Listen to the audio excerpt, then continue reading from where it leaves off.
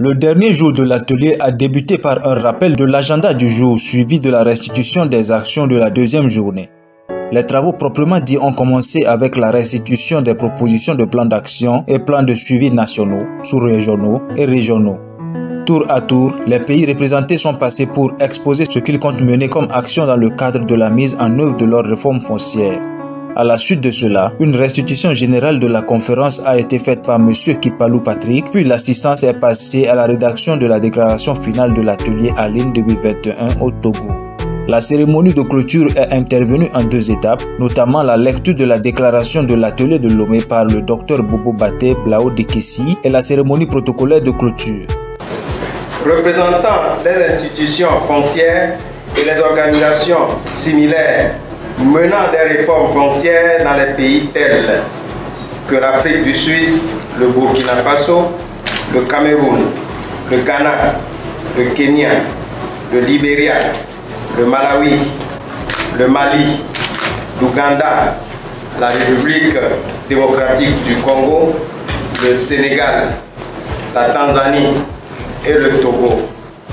Cette cérémonie protocolaire de clôture a connu l'intervention de 3 personnes. Prenant la parole en premier, le coordonnateur de l'ILC Afrique, M.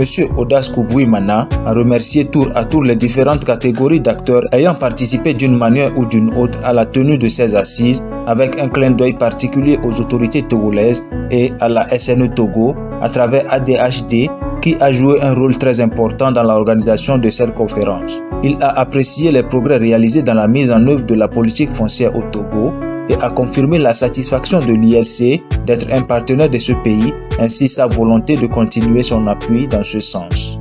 Intervenant à son tour, la présidente du RRI, Mme Solange Badiaki Badi, a fait savoir que les objectifs de l'atelier étaient atteints car durant les 3 jours de travaux, de fructueux échanges ont eu lieu et généré des opportunités pour promouvoir les droits fonciers communautaires.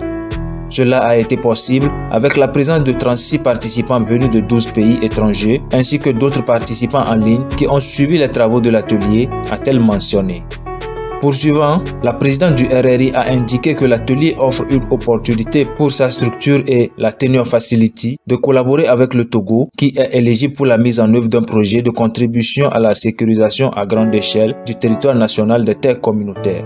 Ce faisant, des discussions seront menées avec le gouvernement et la plateforme multi-acteurs du pays. Par ailleurs, elle a précisé qu'une évaluation des 3 éditions sera faite ainsi que des consultations nationales en vue de l'élaboration d'une nouvelle stratégie de la RRI pour les 5 prochaines années.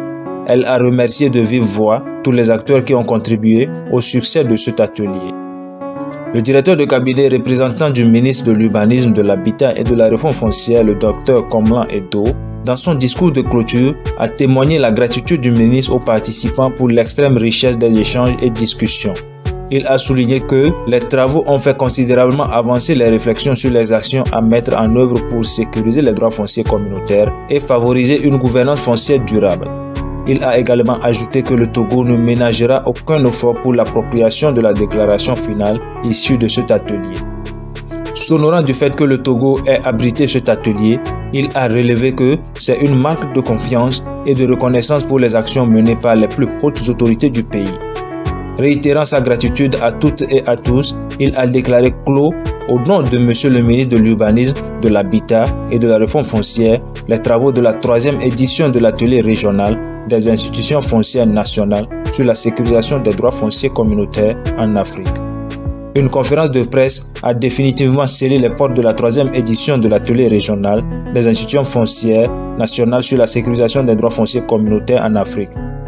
Rendez-vous est pris dans 2 ans dans un pays ayant manifesté leur intérêt dans l'organisation de cet événement.